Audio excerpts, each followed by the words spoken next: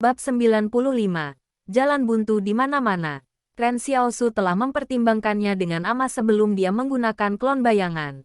Itu bukan karena dia takut bahwa dia akan mengungkapkan dirinya sebagai makhluk supranatural.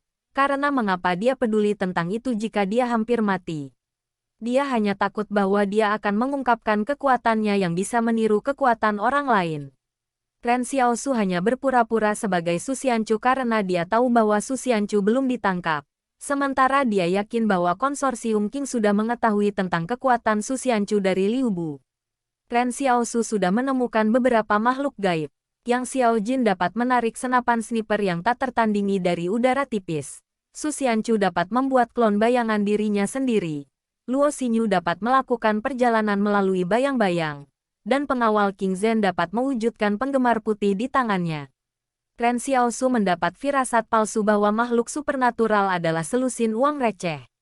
Tapi kekuatannya berbeda. Negara adik kuasa yang bisa meniru kekuatan orang lain. Hanya bagaimana itu dinilai.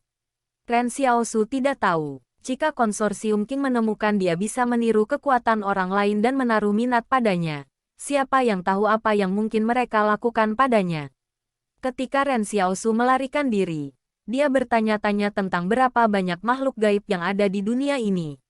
Apakah ini banyak? Tapi setelah mempertimbangkannya dengan cermat, sepertinya tidak begitu. Mungkin pegunungan Jing dan King Zhen yang menarik semuanya dari sini. Ketika Su Xianchu mendengar gemuruh Ren Xiaosu, keraguannya dari sebelumnya semua dijawab. Dia segera memperbarui semua orang melalui saluran comms. Intel sebelumnya salah. Target bukan Ren Xiaosu. Ini Su Xianchu. Petik 2. Pada kenyataannya, mereka telah menentukan Ren Xiaosu menjadi Ren Xiaosu hanya karena mereka berpikir bahwa sebagai pengungsi, dia akan lebih tertarik pada emas. Namun, tidak ada bukti langsung untuk membuktikan bahwa identitasnya adalah Ren Xiaosu. Pertama-tama, mereka belum pernah melihat seperti apa rupa Ren Xiaosu. Kedua, bahkan jika mereka pernah melihat Ren Xiaosu dan Su Xianchu sebelumnya, wajah Ren Xiaosu kotor tak bisa dikenali. Selain itu, Ren Xiaosu mengenakan seragam Sun Junzeng, jadi dia sebenarnya mengenakan pakaian yang sama dengan Su Xianchu. Menurut intel yang diperoleh konsorsium Qing, Su Xianchu diketahui mampu membuat klon bayangan dirinya untuk bertarung dalam pertempuran. Selain itu, kekuatan tempurnya sangat kuat, dan itu bahkan bisa memblokir peluru. Meskipun tiruan bayangan Ren Xiaosu ini berwarna hitam dan berbeda dari deskripsi Liu Bu, Su Men merasa ini bisa disebabkan oleh pencahayaan. Mungkin, klon bayangan ini akan berubah abu-abu di siang hari. Ketika pasukan konsorsium Qing mendengar Ren Xiaosu dengan berani menyatakan, Su Xianchu siap melayani Anda. Siapa yang berani menantang saya? Mereka pikir target mereka ingin menantang mereka untuk bertarung sampai mati. Namun, target mereka berbalik dan melarikan diri. Beberapa tembakan telah melewati Ren Xiaosu, tapi dia tetap tidak terluka sejauh ini. Dia tahu itu bukan karena dia bisa merunduk dengan baik, atau bahwa pasukan konsorsium Qing tidak bertujuan. Itu karena keinginan Yan Liu Yuan mulai berlaku. Ren Xiaosu cemberut karena khawatir ketika dia bertanya-tanya bagaimana keadaan Liu Yuan. Dia harus segera pergi dari konsorsium Qing dan berhenti mempertaruhkan hal-hal di sini. Hanya ketika dia berlari sekitar 100 meter jauhnya, dia akhirnya mengingat tiruan bayangannya. Klon bayangan mulai merajalela di kerumunan, dan Ren Xiaosu bahkan tidak mengendalikannya untuk mengarahkan pada titik vital musuh lagi. Sebagai gantinya, ia membuatnya menggunakan tubuhnya untuk menabrak mereka menjadi bubur. Ingat, kekuatan Ren Xiaosu hampir setara dengan 3 pria dewasa, dan atribut bayangan itu 2 kali lipat dari itu. Jadi tidak perlu membidik poin vital. Siapapun yang dikloning bayangan, itu akan memberi orang itu patah tulang di sekujur tubuhnya. Di perimeter yang didirikan konsorsium Qing, bayangan itu berkelahi dengan sendirinya seperti sampan tunggal. Para prajurit merasa seperti itu akan mulai memudar setiap saat. Tetapi klon bayangan secara mengejutkan berjuang seperti itu bisa berlangsung selamanya tidak peduli berapa banyak dipukuli atau berapa banyak luka yang diterimanya. Ada banyak pasukan berdiri di antara Ren Xiaosu dan klon bayangan. Ketika Ren Xiaosu mengingatnya, klon bayangan menabrak semua orang di kerumunan seperti kereta di trek. Dengan klon bayangan teringat, Ren Xiaosu harus bergabung dengannya. Demikian juga, ketika Ren Xiaosu ingin itu dirilis, itu hanya akan bisa keluar dari belakangnya. Ketika klon bayangan kembali ke sisi Ren Xiaosu, ada banyak luka dan bekas luka di tubuhnya. Ren Xiaosu bisa merasakan luka yang dideritanya seperti miliknya sendiri, dan rasa sakitnya tak tertahankan. Sementara klon bayangan membuat pelariannya, itu juga ditembak oleh pasukan beberapa kali. Rasa sakitnya hampir membuat Ren Xiaosu batuk darah. Butir-butir keringat besar mengalir di wajah dan punggungnya saat Ren Xiaosu menahan rasa sakit sambil terus melarikan diri. Tidak heran tiruan bayangan Su Xianchu membuatnya tampak pucat setelah melindunginya dari peluru. Jadi sebenarnya ada efek samping dari menggunakan klon bayangan juga. Tapi yang Ren Xiaosu tidak tahu adalah jika Su Xianchu melihat ini, dia akan sangat terkejut. Su Xianchu pernah mencobanya sendiri sekali sebelumnya. Setelah klon bayangan mengalami latihan intensitas tinggi, itu akan menyebabkan tubuh utama merasa lelah secara mental. Ketika itu terjadi, tubuh utama akan mengalami mual, muntah, sesak dada, dan pengguna akan merasa lebih baik mati. Tapi tiruan bayangan Ren Xiaosu benar-benar berbeda dari miliknya. Ren Xiaosu pernah bertanya kepada istana apakah kekuatan mentalnya dapat dinilai. Pada akhirnya, jawaban yang ia dapatkan adalah tidak sah untuk menjawab. Ren Xiaosu terus melarikan diri di hutan, dan rasa sakit yang ditimbulkan oleh remerging dengan klon bayangan tidak hilang bahkan setelah waktu yang lama. Pada saat inilah Ren Xiaosu menyadari bahwa dia seharusnya tidak menggunakan klon bayangan tanpa alasan yang kuat. Jika dia berniat membiarkan bayangan klon menggantikan tempatnya dalam kematian, maka dia harus bersiap untuk rasa sakit yang akan ditimbulkannya. Jika klon bayangan mati sekali, dia harus mati sekali juga. Ren Xiaosu terengah-engah. Dia telah terluka sebelumnya, tetapi rasa sakit ini jauh lebih intens daripada bagaimana luka yang sebenarnya dirasakan. Tapi Ren Xiaosu merasa terhibur karena fakta bahwa klon bayangan tidak menghilang bahkan setelah semua cedera. Jadi dia masih memiliki sekutu dalam pertempuran. Pasukan konsorsium King di belakangnya seperti sekawanan anjing pemburu hitam yang terus memburunya. Jika Ren Xiaosu tidak maju dengan kecepatan yang lebih cepat daripada mereka, dia sudah dalam banyak masalah. Ren Xiaosu tidak berlari dalam garis lurus. Sebagai gantinya, dia mencoba untuk perlahan-lahan melepaskan anjing-anjing yang mengejarnya. Segera, pasukan konsorsium King mulai bertanya-tanya ke arah mana Ren Xiaosu berada. Hanya pada titik inilah Ren Xiaosu bisa bernapas lega. Lagi pula, itu terlalu menegangkan untuk dikejar oleh beberapa ratus orang. Dia siap bersembunyi di hutan untuk sementara waktu untuk mengatur napas. Tetapi pada saat inilah dia tiba-tiba mendengar derak rantai di depan.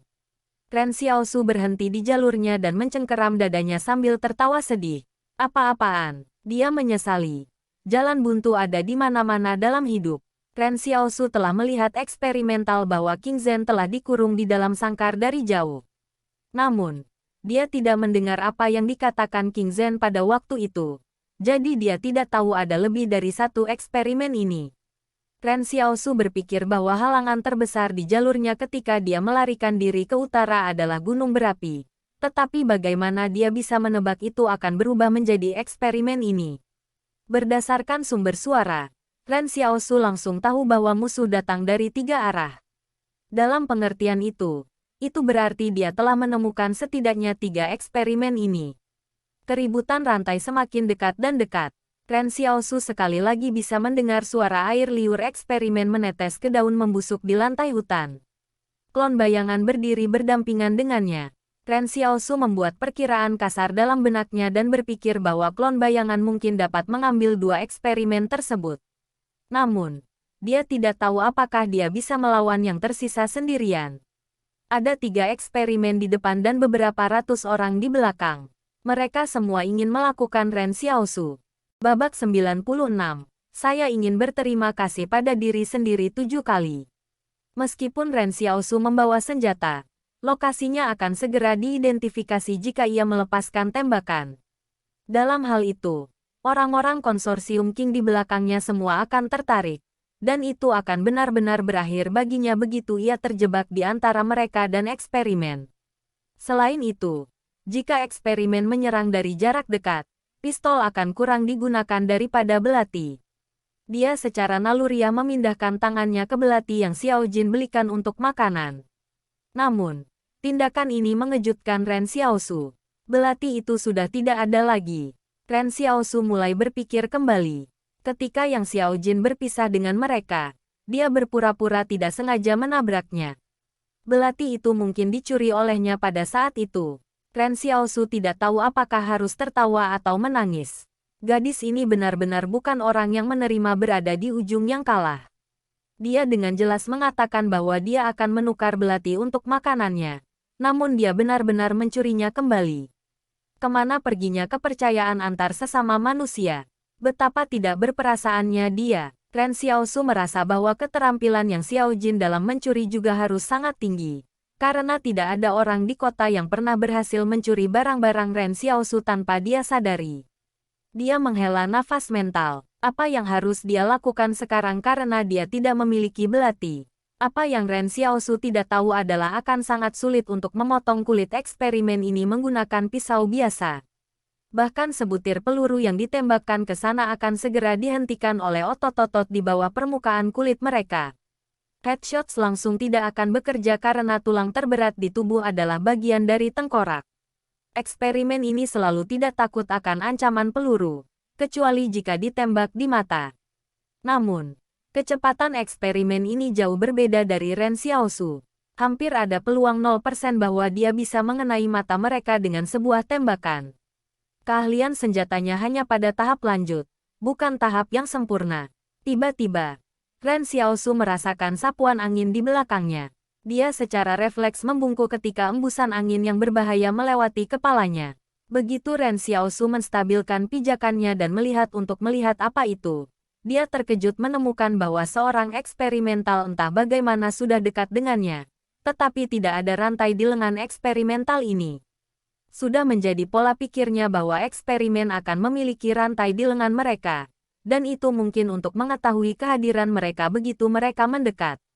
Namun, Ren Xiaosu tidak menyangka bahwa tidak semua eksperimen akan memiliki rantai pada mereka.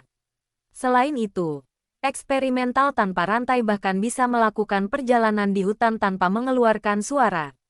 Hanya fakta ini saja yang membuatnya menakutkan. Ketika Ren Xiaosu meraba-raba, dia mengerutkan kening. Dia masih tergores sesaat sebelumnya. Dan ada 5 garis darah. Dia mulai mengenang kota. Meskipun itu juga agak berbahaya di sana. Orang hanya akan mengambil keuntungan dari Anda jika Anda menunjukkan kelemahan Anda kepada mereka. Tapi di sini berbeda. Di mana-mana ada orang yang ingin mengakhiri Anda. Ren Xiaosu mencoba mundur. Tetapi dengan setiap langkah mundur, keempat eksperimen itu maju 2 langkah. Pada titik tertentu, Ren Xiaosu menyadari penampilan eksperimen ini di sini bukanlah suatu kebetulan. Mereka datang untuknya. Keempat eksperimen itu semua merangkak di tangan dan kaki mereka. Sementara eksperimental yang tidak dirantai itu diam-diam merangkak ke pohon yang tampak seperti laba-laba besar. Ren Xiaosu tidak bisa mengerti sesuatu. Hanya tempat seperti apa yang bisa mengubah manusia yang hidup menjadi sesuatu seperti itu. Pada saat ini, satu peleton lewat hanya beberapa ratus meter di belakang Ren Xiaosu. Namun, sepertinya mereka telah kehilangan jejak keberadaan Ren Xiaosu. Jadi mereka tidak menyadari situasi yang dialami Ren Xiaosu meskipun mereka hanya berjarak beberapa ratus meter. Ren Xiaosu mengamati reaksi keempat eksperimen ini. Ketika peleton lewat, semua eksperimen berhenti di jalurnya. Seolah-olah mereka juga tidak ingin diganggu oleh pasukan selama perburuan mereka. Ren Xiaosu punya firasat aneh tentang ini. Tapi dia tidak punya waktu untuk menjelajahinya. Sementara eksperimen terganggu oleh pasukan tempur, Ren Xiaosu memutuskan untuk memerintahkan klon bayangannya untuk menyerang mereka. Ren Xiaosu memutuskan dia akan menyerang lebih dulu. Dia berharap dia bisa memikat para eksperimen ini ke tempat pasukan konsorsium King berada. Namun, dia lebih khawatir beberapa ratus orang itu akan memusnahkan semua makhluk hidup di garis api mereka. Dibandingkan dengan beberapa ratus pasukan konsorsium King, Ren Xiaosu lebih bersedia untuk menghadapi keempat eksperimen ini. Ketika klon bayangannya berlari di 3 eksperimen di tanah, Eksperimental di pohon melompat ke Ren Xiaosu. Ren Xiaosu mundur selangkah. Otot-otot di kaki kirinya tegang saat mendarat di tanah. Dan semua kekuatan di tubuhnya mengamuk. Ketika eksperimental sampai di depannya, Ren Xiaosu melemparkan tinjunya ke arah lawannya dan meninju sekuat tembakan meriam. Tetapi dia telah meremehkan ketangkasan eksperimen. Lawannya memutar tubuhnya di udara dan secara paksa menghindari pukulan Ren Xiaosu. Bahkan berhasil merentangkan tangannya dan meraih lengan Ren Xiaosu. Ren Xiaosu terkejut sebelum menarik kembali pukulannya dan mengambil langkah kecil ke belakang. Pada saat yang sama, dia mengangkat kakinya dan menendang eksperimental beberapa meter jauhnya. Eksperimental itu berbaring di tanah dan bergerak sedikit sebelum berdiri lagi untuk melompat ke Ren Xiaosu. Tiba-tiba, Ren Xiaosu merasakan ledakan rasa sakit di seluruh tubuhnya. Perasaan merobek menembus tulangnya membuatnya berkeringat ketika otot-ototnya mulai bergetar. Dia melihat klon bayangannya bergulat dengan 3 eksperimen saat mereka merobek dan menyambar tubuh klon bayangan berjongkok. Salah satu eksperimen bahkan menggigit pinggang klona bayangan. Klon bayangan memiliki kekuatan yang cukup untuk mengangkat eksperimental dengan satu tangan. Itu mengambil salah satu dari mereka dan membantingnya dengan kejam ke tanah. Namun, eksperimental ini bahkan lebih keras dari yang dibayangkan Ren Xiaosu. Bahkan tidak terlihat seperti terluka setelah dibanting seperti itu. Ini adalah kerugian karena tidak memiliki senjata. Ren Xiaosu tidak bisa membunuh eksperimen ini. Jadi akan sulit untuk mengatakan siapa yang akhirnya akan mati. Ren Xiaosu ingin pulang. Bahkan jika jalan kembali dipenuhi dengan darah dan duri. Karena tidak ada benda tajam untuk membunuh eksperimen. Kekuatan klon bayangan akhirnya surut karena fakta bahwa itu menghadapi 3 monster yang menakutkan dari eksperimen sekaligus. Monster-monster ini menggigit klon bayangan dan tidak melepaskannya. Ren Xiaosu merasa seolah setiap gigitan digigit di tubuhnya sendiri. Rasa sakit yang tak tertahankan sedang dikirim ke sistem saraf pusatnya dari berbagai bagian tubuhnya, dan menghasilkan berbagai sinyal kompleks yang mengalir liar melalui jaringan sarafnya. Ini pada gilirannya mempengaruhi fungsi normal dari tekadnya. Mengangkat tangannya menjadi lambat, dan tangannya juga gemetaran. Eksperimental di depannya memiliki banyak serangan yang diblokir oleh Ren Xiaosu, tetapi secara bertahap menyadari tindakan musuhnya mulai melambat dan menjadi lebih lemah.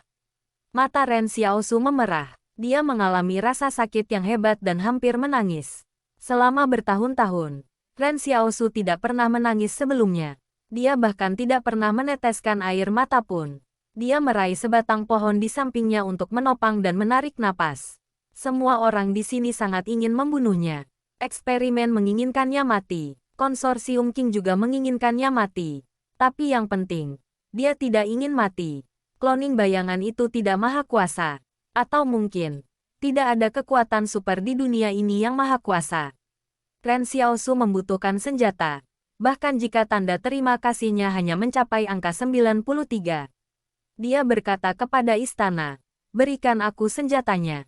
Suara dari istana berkata dengan tenang, "Kamu memiliki tanda terima kasih saat ini.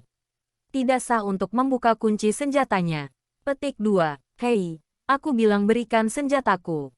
Suara Ren Xiaosu terdengar seperti tenggelam ke laut. Aku memberitahumu sekarang bahwa aku sekarat. Jadi berikan senjataku. Pada saat ini, waktu seolah membeku. Ren Xiaosu melihat eksperimental yang melompat padanya perlahan, bergerak sangat lambat sehingga tampak seperti diam. Suara dari istana akhirnya berkata, "Mendeteksi bau kematian. Apakah Anda ingin mengaktifkan segel?" Petik 2. Ren Xiaosu berkata dengan bingung. Aktifkan segel apa? Tidak dikenal. Lalu berapa harga untuk mengaktifkan segel ini? Kerugian. Kalah. Apa? Ren Xiaosu terkejut. Kamu setidaknya harus memberitahu aku apa yang akan hilang, kan? Hanya dengan begitu saya dapat memutuskan apakah saya ingin mengaktifkan segel atau tidak. Petik 2. Segala sesuatu. Ren Xiaosu tiba-tiba mencibir di istana. Berapa banyak darah yang telah saya keluarkan di hutan belantara selama bertahun-tahun saya bertahan hidup. Berapa banyak akar pohon dan sayuran liar yang saya makan. Namun Anda mengatakan kepada saya sekarang bahwa saya harus kehilangan segalanya. Kenapa aku harus mendengarkanmu? Berdasarkan apa? Dan selain itu, tahukah Anda apa yang diwakili semuanya? Emas, uang, senjata yang saya miliki, Yan Liu Yuan, Sister Xiao Yu, dan bahkan pakaian ini yang saya kenakan. Anda hanya istana yang buruk. Mengapa kamu perlu pakaianku? Petik 1. Istana tidak berbicara lagi. Ren Xiaosu merasa sedikit canggung.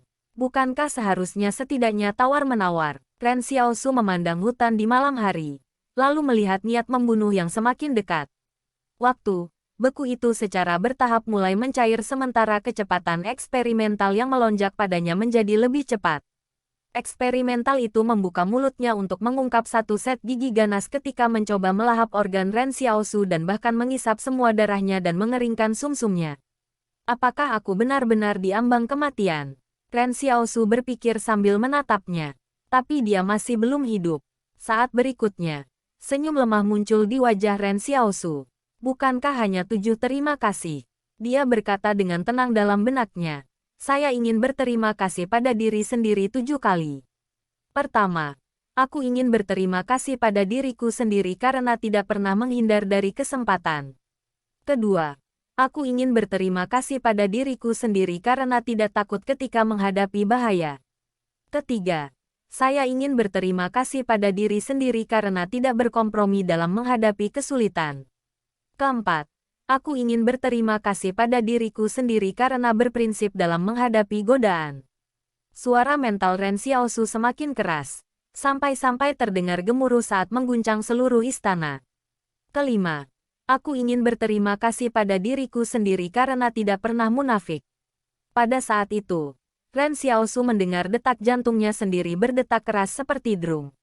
Keenam, aku ingin berterima kasih pada diriku sendiri karena selalu berpikiran jernih dan tidak pernah ragu. Dia mendengar suara angin lagi saat menyentuh kulitnya. Para peneliti di kota yang berada di dalam lab penelitian tiba-tiba mengangkat kepala. Mereka mendeteksi gelombang energi besar di utara yang terasa seperti matahari terbit. Ren Xiaosu berkata dengan tenang dan tegas. Ketujuh, aku ingin berterima kasih pada diriku sendiri karena selalu mengangkat kepalaku dan mengambil apapun yang dilemparkan oleh rawa kehidupan padaku. Suara dari istana terdiam sesaat sebelum berkata, terima kasih diterima dari Ren Xiaosu, +7. Kamu telah menerima hak untuk membuka kunci senjatanya. Konfirmasi buka kunci. Petik 2. Buka kunci. Ren Xiaosu meraung. Tiba-tiba, seolah-olah kunci, tepat waktu meleleh. Ren Xiaosu menyaksikan dengan tenang saat eksperimental sebelum dia datang melompati dia. Dia menjulurkan tangannya dan tidak meraih apa-apa. Seolah-olah dia telah mendapatkan semacam kekuatan yang tidak bisa dijelaskan. Saat berikutnya, pedang hitam muncul di tangan Ren Xiaosu.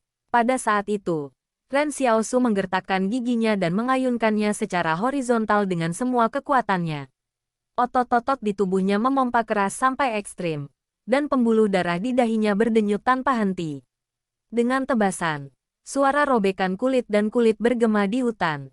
Eksperimental yang awalnya ganas itu terbelah dua oleh pedang hitam. Ren Xiaosu sangat marah. Hidup dan mati, itu pada dasarnya adalah esensi dari segala sesuatu di dunia ini. Sorot mata eksperimental itu membingungkan. Sepertinya itu tidak bisa mengerti dari mana pedang di tangan Ren Xiaosu berasal. Juga tidak bisa mengerti mengapa hanya satu tebasan yang diperlukan untuk mengakhirinya. Darah kuning pucat membuntuti saber hitam dan menetes ke tanah daun membusuk. Ren Xiaosu mengangkat pedang dan menatap medan perang.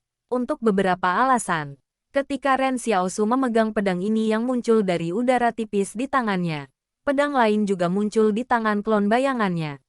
Pedang hitam itu dan klon bayangan hitamnya tampaknya bergabung dengan sempurna menjadi satu entitas. Yang kedua pedang bayangan klon muncul. 3 eksperimen yang terlibat ingin menyerang. Tapi sudah terlambat bagi mereka. Klon bayangan mengayunkan pedangnya ke bawah dan membelah eksperimental di depannya menjadi 2. Itu tidak berhenti. Mengambil langkah cepat ke depan dan menekan eksperimental lain di lehernya.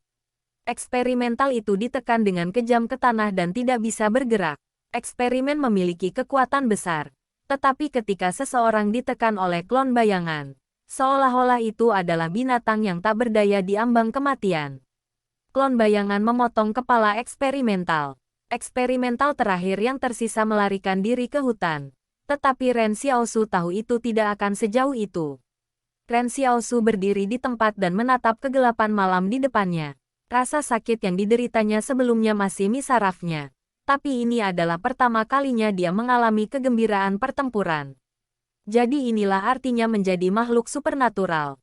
Pada saat ini, suara dari istana berkata, Side quest tanda pagar 2 telah diaktifkan. Kumpulkan 1000 tanda terima kasih untuk membuka kunci bentuk senjata menengah.